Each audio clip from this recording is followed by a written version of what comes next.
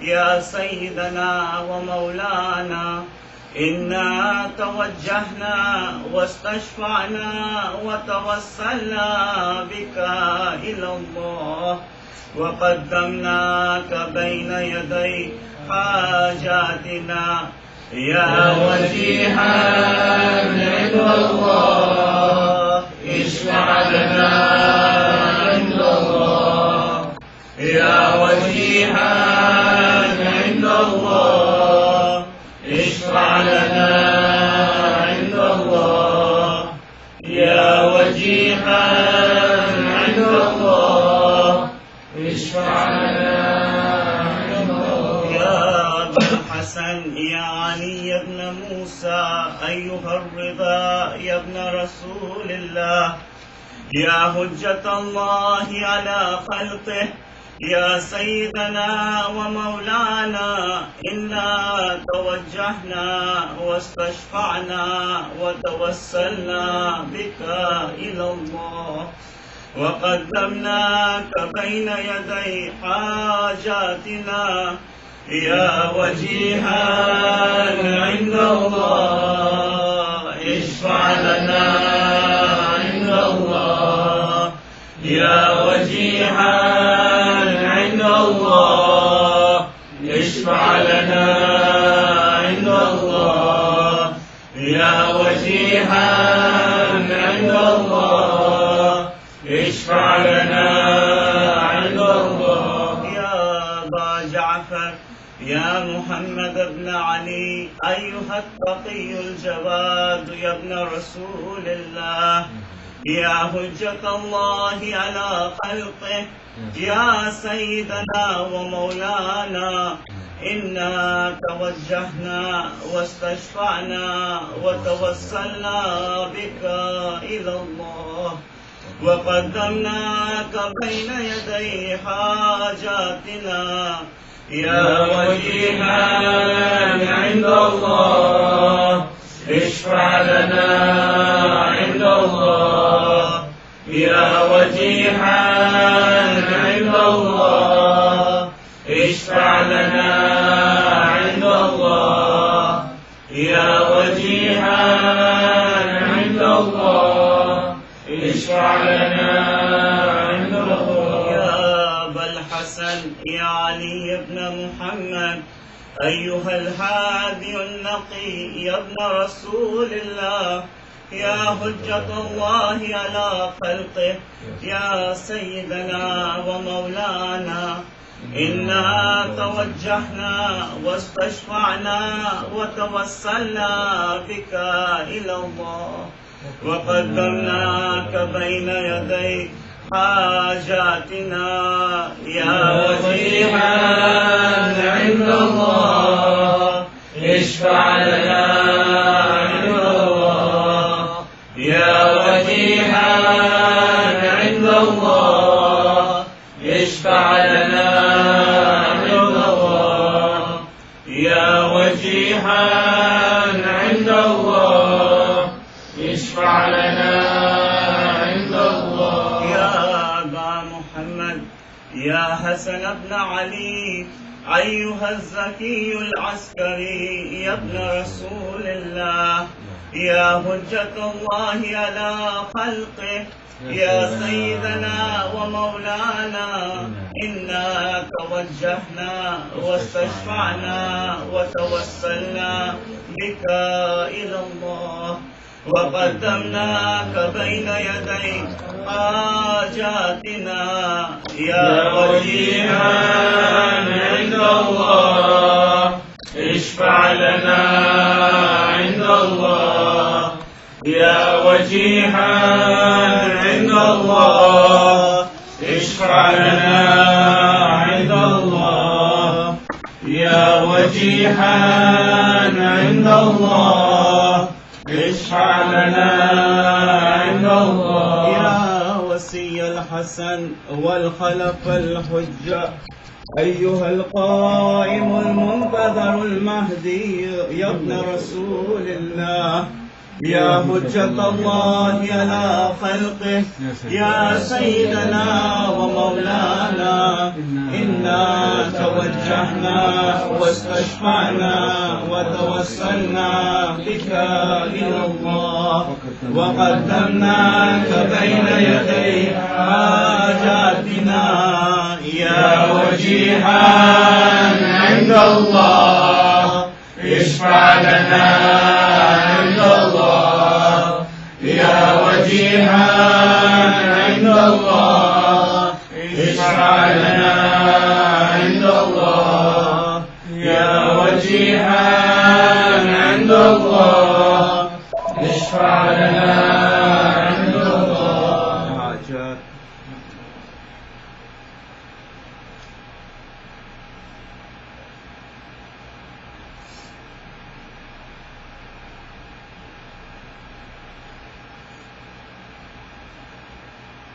يا ساداتي وموالي إني توجهت بكم أئمتي وعدتي ليوم فقري وحاجتي إلى الله وتوسلت بكم إلى الله واستشفعت بكم إلى الله فاشفعوا لي عند الله واستنقذوني من ذنوبي عند الله فإنكم وسيلتي إلى الله وبحبكم وبقربكم أرجو النجاة من الله فكونوا عند الله رجائي يا ساداتي يا أولياء الله صلى الله عليهم أجمعين ولعن الله أعداء الله ظالميهم من الأولين والآخرين آمين رب العالمين. اللهم صل على محمد. الفاتحة للأرواح المؤمنين والمؤمنات. إياك نعبد صراط الذين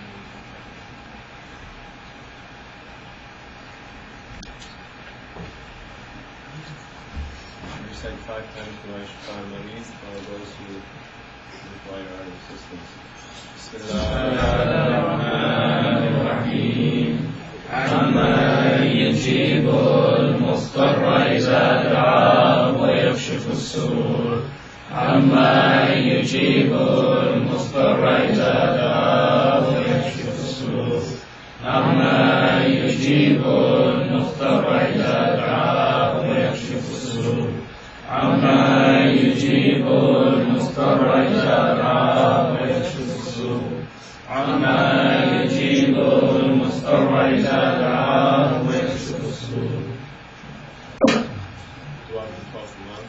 بسم الله الرحمن الرحيم.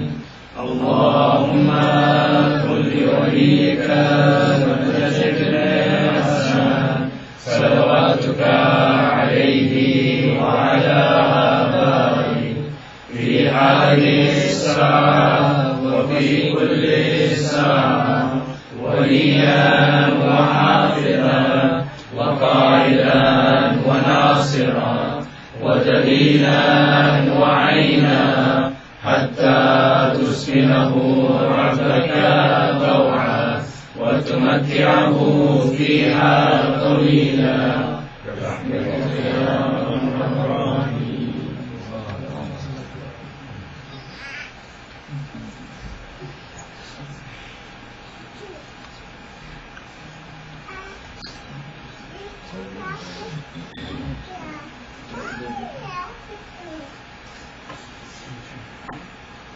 صلوا على محمد وآل محمد. اللهم صل على محمد وعلى آل محمد.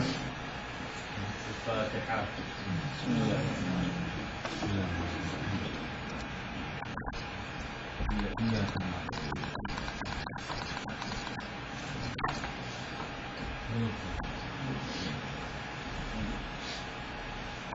الرحمن السلام عليكم. وعليكم السلام. Very nice to see you all this evening. And with the weather conditions. Alhamdulillah, we had a very good turnout. Alhamdulillah. And for those of you who weren't present the first time, basically what I have found being, of course, we're all from the youth, but from the youth who are not married yet, we were discussing points in which we believe should be elaborated upon for the shabab who are inshallah embarking on completing their other half, so to speak, zawaj. We thought it would be necessary because a lot of brothers were saying there is no guidance from the community, or no people actually coming out and saying what it is they should be doing prior to looking for a spouse. And as we all know, it begins, for those who are married, it begins with the husband. Take that first step to be the captain, the leader, so on and so forth. So briefly, what we had done was discussed a few details in which what we are dealing with in regards to nisa, and inshallah this week we'll be elaborating briefly on the properties of a true mu'minah, of a true believing woman, and at the same time certain aspects in which the duties of a man on regards, because it's just two sides of the coin. You can't just throw it all in there and then expect them to do everything, because, like we said, it's give and take, yin and yang, so to speak. So, to begin, okay, Rasulullah sallallahu alayhi wa sallam,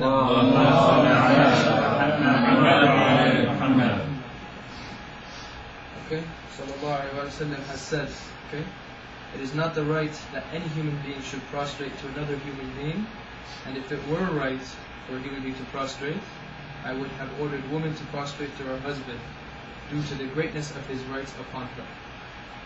By him, by Allah subhanahu wa ta'ala, in whose hand is my soul, if from his foot, the crown of his head, there was a wound pouring with pus, and she, his wife, came and licked that, then she would still not have fulfilled his rights.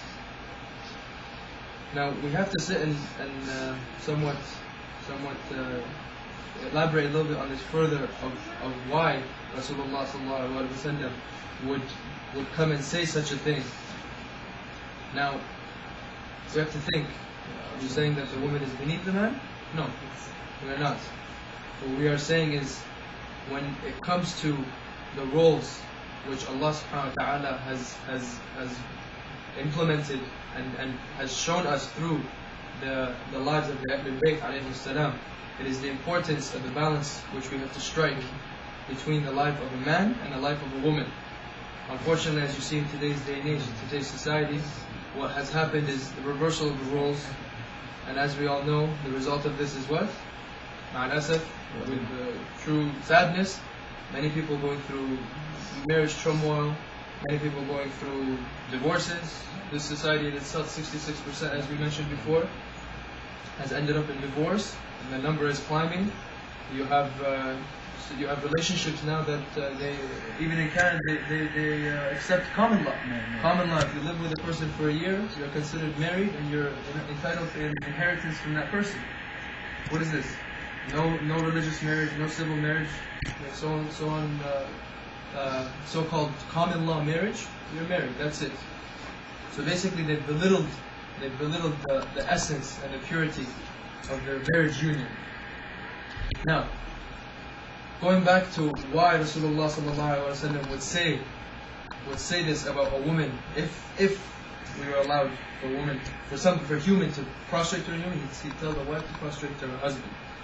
In the Quran, Surah An-Nisa, ayah number 34, it says, Bismillah ar-Rahman ar-Rahim.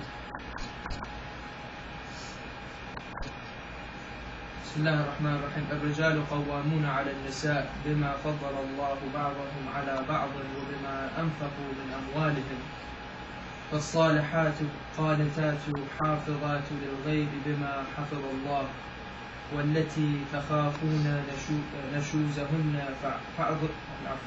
فعظوهن واهجروهن في المضاجع واضربوهن فإن أطعنكم فلا تبغوا عليهن سبيلا إن الله كان عليا كبيرا. صلوا على محمد وآل محمد. اللهم صل على محمد وآل محمد. And the translation to this is, men are the protectors and the maintainers of women, because Allah subhanahu wa ta'ala has made the one of them to excel the other, and because they spend to support them from their means. Therefore the righteous women are devoutly obedient to Allah subhanahu wa ta'ala and to their husbands, and guard in their husbands' absence with Allah orders them to guard. Example, their chastity, their husband's property, and etc., so on and so forth. So when Allah subhanahu wa ta'ala has put the man in this position, we have to go back and think about the role of the man, which he has to play, okay, in order to deserve what the Prophet ﷺ said about the woman prostrating to him. It's not just to any man. I asked my mother very quickly before when I came here, I'm like, Mom, what do you think about this? Just to get under, ruffle her feathers a bit. She said, it's not any man. It's true. The Prophet ﷺ did say that. But he said, not just to any man. A man who fulfills his duties, okay, who upholds his family, firstly his wife, secondly, of course, his progeny, right? A man who deserves that right, okay? A man who does it without, like, I don't know if you heard a lot of men, when they go and they're working hard, coming in day after day, they come and say, oh, I'm a slave for you people, that's all I do is work for you. That's in itself is haram. A man's responsibility is to provide for a family, and the man himself cannot say, oh, I do this and this and this and this for you. You can't come and hold it against his wife. Why am I doing this? I come home and I'm tired and you should have this because I do this. Those words should not be uttered by a man. Okay? According to the Ahlul Bayt alayhi salam. Amir al-Mu'mineen salamullah alayhi never came home and said, oh, I do this and this for you, why isn't this ready for you? Never. Never did they utter this. You understand what I'm saying? A lot of times you find men, they're kind of getting lazy nowadays. The society itself does instill this sort of laziness because of the simplicity of the way of life here. It's not like before, where they say, oh, two-income marriage, two-income family. You might not need, but at the same time, when the man has to go, he can't come and say, oh, I did this for you. Okay, and at the same time, without hurting. Okay, without hurting the wife. So these are two conditions that have to be met prior to the woman, okay, basically making the man deserving of this. But of course, the woman's not going to prostrate, but you understand the essence of what we're trying to say here. So now basically this is a summed up, a basic introduction to what a man should be instilling in his life prior, okay, to being in that position which we have mentioned before of such greatness. Now, inshallah, these are all met by you shabab, inshallah, alhamdulillah, al-iman with the true belief and the true ithbat and the true steadfastness on sirat al-mustaqim. And now we go on, okay, to the qualities which inshallah you should look for, okay, the properties which we were saying of a true believing mu'minah. Now, marriage in itself, okay, as you all know, is a very serious step, okay, and it has to be taken with the right attitude. For those of you who don't know, I know I announced the last time, but inshallah, I'm engaged, alhamdulillah, recently got engaged. So inshallah, for those who are not, alhamdulillah, pray with in these du'as, inshallah, that if you are looking, may inshallah Allah reward you with a true believing mu'min, alhamdulillah, for it. Okay? Basically what it comes down to, if marriage, as we say, completes your other half nasf ad-din, half of your religion is zawaj. Okay? Basically half of it is whatever else you do, and the other half is zawaj. Shouldn't that be the best? Correct or incorrect? Shouldn't you seek, when you are completing half your religion, shouldn't you seek the best to complete the other half? Okay? So now, if you are marrying for the wrong reasons, okay, when it comes down to it, this half your religion, what's it going to be? It's going to be incomplete. It's basic. If you marry for a woman for her wealth, for example, as we mentioned earlier, so half your religion is based on what? Adman. Is that worth anything? In 2 seconds, the stock market will crash, you have nothing. What are you going to do then? Right? So now, what you have to consider, Ya Shabab, okay, that this will be your lifelong partner, your companion, and the rearer of your children. Okay? Don't marry her for her worldly wealth, okay, but for her wealth in Islamic knowledge and Islamic wisdom. Why? Because when you're out there, striving to make ends meet, what will she be doing, inshallah, with the wonderful little children? Okay? She'll be instilling the fundamentals, okay, knowledge and love for the Ahlul Bayt alayhi salam. Sallu ala Muhammad.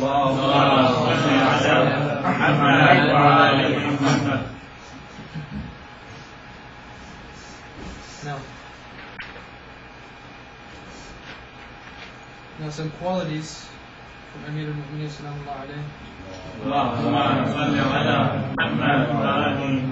about women. Now, woman in Islam, a woman is a flower, vase of beauty and fragrance. So smell her gently and do not wrestle with her. This is Amir al-Mu'mineen sallallahu alayhi wa sallam. Women are like flowers. Do not put them in responsibilities that they cannot bear. Okay? Now, she is the benefactor and patron of Islam as Lady Khadija, wife of the Prophet sallallahu alayhi wa sallam. She is a partner of prophethood as Lady Fatima alayhi salam. She is one of the greatest leaders as Bibi Zainab alayhi salam. She is superior to a man as a mother. She is respectable like a saint. She is precious like an expensive pearl. She is honorable like a delicate rose. These are the muwasafat of a woman, of a true believing mu'minah. This is how Amir al-Mu'mineen sallallahu alayhi wa describes the woman. This is characteristics in which we should be looking towards. Now, a woman's role in Islam. Okay, as you all know, in the Quran, whenever Allah subhanahu wa ta'ala talks about insan, okay, it is said, or when he's talking about the nafs, he's talking about, okay, man and woman, because the two complement one another. Okay, I don't know the exact ayah. I do apologize, I couldn't get it. The taskunu ilayha, what Allah subhanahu wa ta'ala did was create one for the other, until they complement one another throughout this life.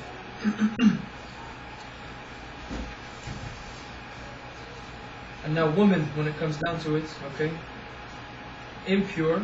Let's read the Quranic ayah first. Bismillah ar-Rahman ar-Rahim. This is Surah number, Surah number 24, ayah number 26.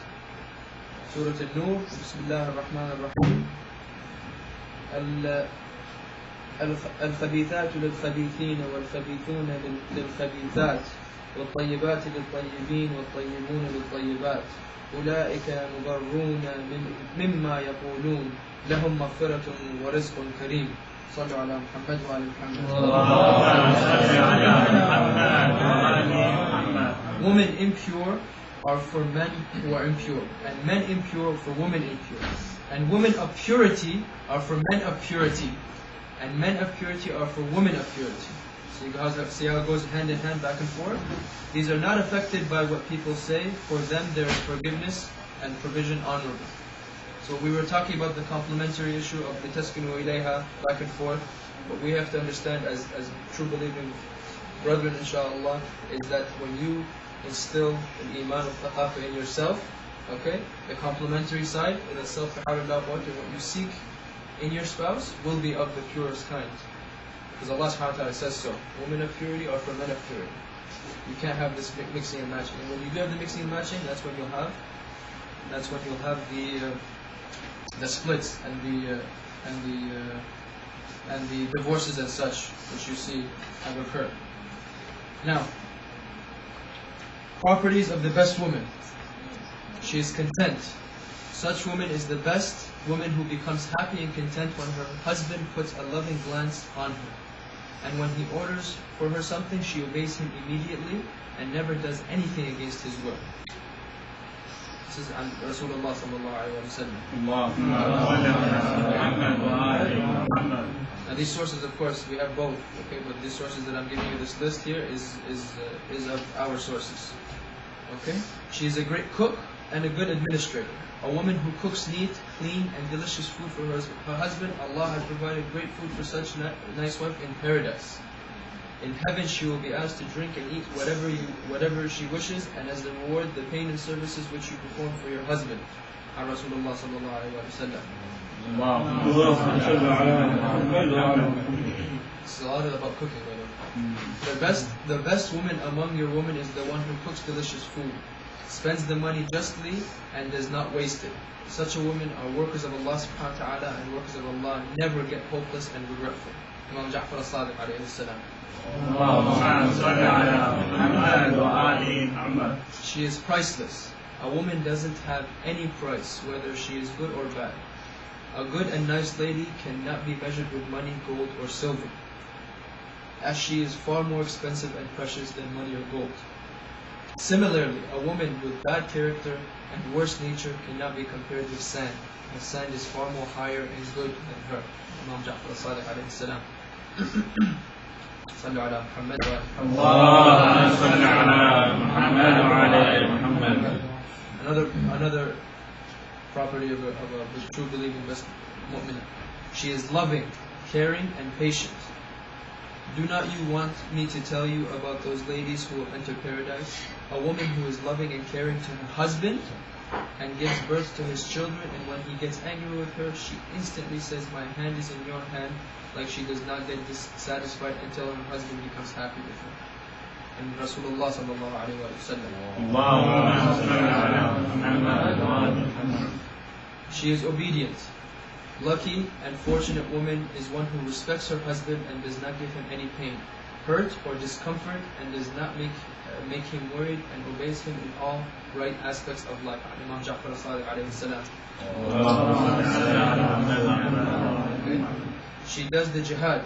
The jihad of woman is that she must not lose her patience if she gets hurt from her husband. Her patience is her jihad. Rasulullah sallallahu alayhi wa sallam. Now, a lot of you might be asking, like, this is very, very, very harsh and one-sided. But at the same time, when we go back to the beginning and we say that we must not forget that the role of the man comes first before these things are implemented by the woman. Remember, in Islam, okay, it's all about huquq. Okay, when the rights of a man, for example, are infringed upon, he no longer has to give the rights of the woman back. Okay, Islamically speaking. Okay, and if the rights of the woman are infringed upon, likewise, she does not have to fulfill her rights. So basically, when it comes down to, my dear brothers, is, of course, for those who are unmarried and for those who are, the ones who have successful marriages, alhamdulillah, I mean, you have implemented that and you're continuing, right? But when it comes down to it, right, what we have to do, as mentioned previously in previous thing, is implement the message, okay? Implement the message of the Ahlul Bayt alayhim salam. Right? Implement their lives in the way that they treated one another, how they treated others, how they came home, how they worked and strived towards embettering themselves. Number one, religiously, of course, they are the examples which we all strive towards. None of us will reach to their levels, but this is what we have to strive towards. If we strive towards this and implement this in our lives as men, as I mentioned to you guys before, brothers, okay, if we implement this into our lives, okay, on how to treat others, and we have to continue and elaborate on how we have to steer the ship, right? That in itself, when you give this towards someone, that won't go unanswered. And if it goes unanswered, that means the receiving end is not worthy of receiving this. You understand what I'm saying? So when it comes down to, if you are endeavoring towards, okay, fulfilling your rights, fulfilling your duties as a husband, and you are meeting the guidelines which were set up by you, okay, which we mentioned to you, no hurt and no complaining about having to provide for the family, right? You meet these rights, okay, and you meet the rights of your wife and your family. It reciprocates. Believe me, it works. If a man goes hard and works and he comes home, remember, I know we have women in the kitchen, but women are an emotional being. Correct me if I'm wrong. The emotional being, they'll come, oh my goodness, my husband is tired, he wants to come from work, I have to do something, let me prepare something, make him comfortable. For those of you who are married, Correct me if I'm wrong. Tell me if you come home tired from work and you're forget he could go make his own dinner. If that happens, what's the point of marriage? Correct? So if you're fulfilling your duties, okay, a true believing mu'minah, that you inshaAllah will choose bihawlillah quwwatih, will reciprocate this towards you. And this is how the hayat, this is how the life continues. Okay? Give and take, back and forth. You understand what I'm saying? I'll give you a perfect example. My uncle, okay, he's studying Hawza, he's an alim with Ayatollah Sistan. He himself, if you see him, he's a very shrewd man. Okay, as you know, in Iraq, especially in Najaf, the mu'ammamin, the students of the Hawza, they have to, of course, as you know, you're a talib ilm, you have to act in a certain manner. So when you see him outside the home, he won't walk side by side with his wife. Why? Because it's looked down upon. You have to walk in front, right? And the woman has to walk behind you. This is what's acceptable. Let's say the social norm. This is not shara'. This is the acceptable cultural of Najaf, of what he's telling me. And the woman, of course, fully covered in the whole 9 yards. I was surprised, but that's what they're doing. So he told me, she walks behind me 7 feet, jokingly. I walk and she has to find her way. Why? Because I can't turn around because it looks bad. Okay? I said, okay, not a problem. But when you saw in the home, this is my uncle and his wife, when you saw them in the home, for example, she got distressed with the kids. There's 4 little children running around fighting. When you see them get distressed, what does he do right away? This outside the home, but inside the home, right away. Take the kids, take her so the woman feels relaxed. Give and take. You see what she gives him outside the home? The respect of, okay, my husband. I don't want to bring the bad talk or bad whatever you want to call it towards him. So what do? I will give him this, but then he reciprocates that. At the same time, it's give and take without even asking. Comes home from Hawza, meal ready. He tells me that. I asked him, I'm like, what are the qualities that you look for? He told me this, and this, right? Without even asking. Comes home, has everything ready, but at the same time, when it comes time to help, he doesn't back down from it. Okay, brothers, don't think when you're getting married, you're going to get yourself a maid. It doesn't work like that. Okay, this is not a maid service we're trying to run here. Don't misunderstand me. Okay, it's a give and take process, and at the same time, the rights of a woman. To let you guys know, if you guys didn't know this, the woman has no obligations whatsoever. Did everyone know this or not? Islamically speaking, I hope the women don't use this against you guys. They Islamic don't have to do a thing in the home. Okay? A thing. They don't have to lift a finger. So for the sister listening, she's gonna cheer us on here. Okay? It's out of her love for her husband, and out of her love, okay, and generosity which Islam has implemented, that they do something back. Sorry? Only one obligation which she has to do, which we won't mention because there's young children there. Only one thing that's wajib. The rest, okay, is all based on her will. And if she demands a salary from you, brothers, you have to give her that salary. Believe me when I tell you this. Okay? So when it comes down to it, you push your end, okay? Believe me, the other end will meet itself. Okay?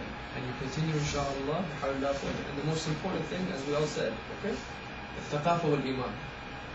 Okay? I can't stress this enough. Okay, it's our duty, alhamdulillah, to implement continuously, okay, our deen and our religion. Okay, as soon as you stray a little bit, believe me, okay, you're the captain of the ship, you steer, they're steering with you. Okay, so when it comes down to it, I mention this over and over again, and I'll continuously mention this. It is our responsibilities as men to steer the ship. Okay, it is our responsibilities to be the guiding, to be the sail of the ship.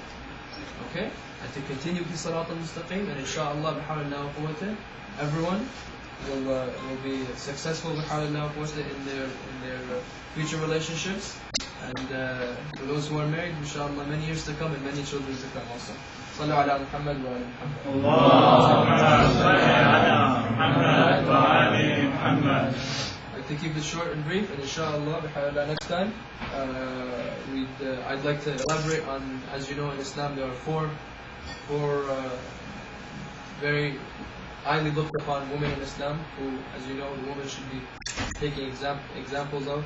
As you know, Pharaoh's wife, Asiya, Fatima al-Zahra alayhi salam, Khadija alayhi salam, and Maryam alayhi salam. So inshallah we'll try to elaborate on their characteristics to get some sort of light on a true, of course, as you know, the example of a true believing mu'min. So inshallah this was beneficial. And inshallah we can continue this week after.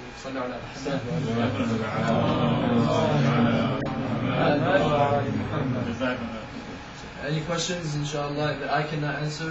Brothers, please. I know you guys are my senior and you guys can help me out, both from experience and inshallah from your last knowledge. Huh? Ziyarah? Bismillah. أعوذ بالله من الشيطان اللعين الرجيم. بسم الله الرحمن الرحيم. السلام عليك يا رسول الله. السلام عليك يا حبيب الله. السلام عليك يا أمير المؤمنين يا علي بن أبي طالب. السلام عليك يا فاطمة الزهراء سيدة نساء العالمين يا قرة عين الرسول. السلام عليك يا حسن المجتبى وحسين الشهيد بكربلاء سيد الشباب يهل الجنة. السلام عليك يا أبا عبد الله وعلى الأرواح التي حلت بفنائك. عليكم مني سلام الله أبدا ما بقيت وبقي الليل والنهار، ولا جعله الله لآخر لحد مني زيارتكم.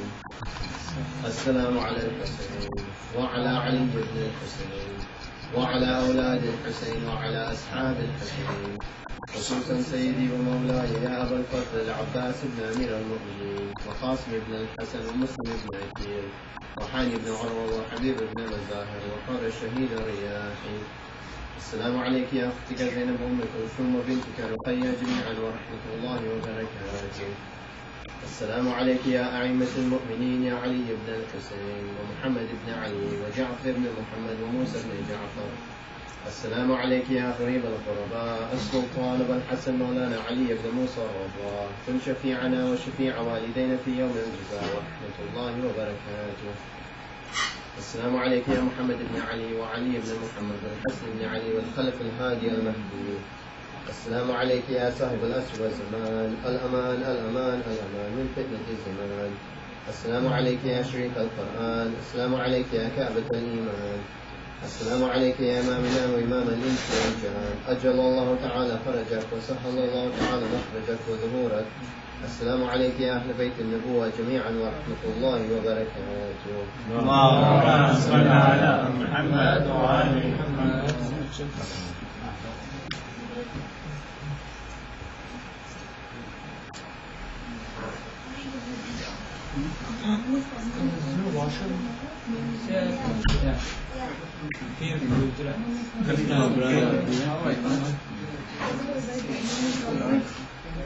I made it, huh? Is it freezing right now? Oh, is it now?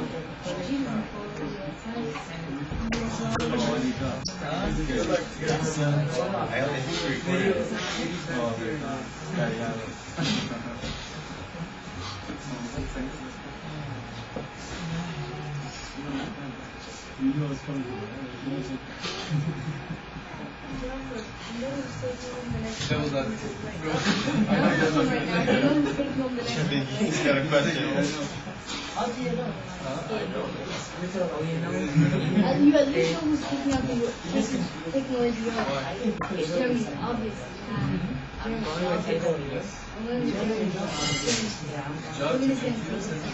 I'll be clarified. Well, take a chance. Come on, they're right next door. Right next door to us.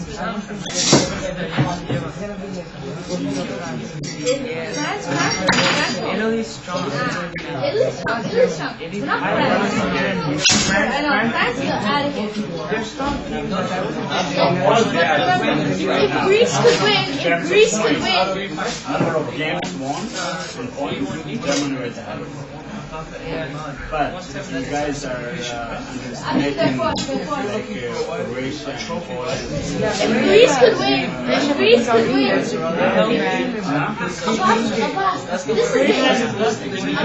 Abbas, Greece is win. If Greece could win, imagine how many other teams can win. Greece Last could year win. was a lucky one. It was a lucky one. Yeah, Greece. It was a lucky one. What's going to happen? Lucky as in Your work is going to be Green pen. Green pen. Beating Portugal is not popular. it doesn't matter. The final, one chance. One chance, that's all they got. They're not, they think about one chance to get this. How they made the most of it, that's one thing. nobody should score our goal. Exactly, but if you look at the game, Portugal had the chance. Portugal had the whole game. But they lost on the top Same thing. I know, they lost the ball, but lucky. Let's play the role.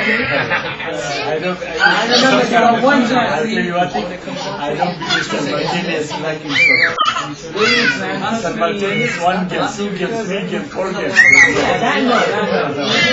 But once in a while, but the final was I don't think that's why. But the final, it was a 90 minutes. They in the game too. I remember that thing.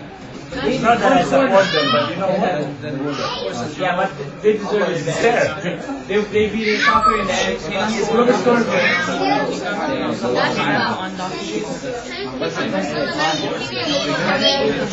The whole time Argentina won. But on the state of all night, just thinking, but don't let Messi and Columbia go.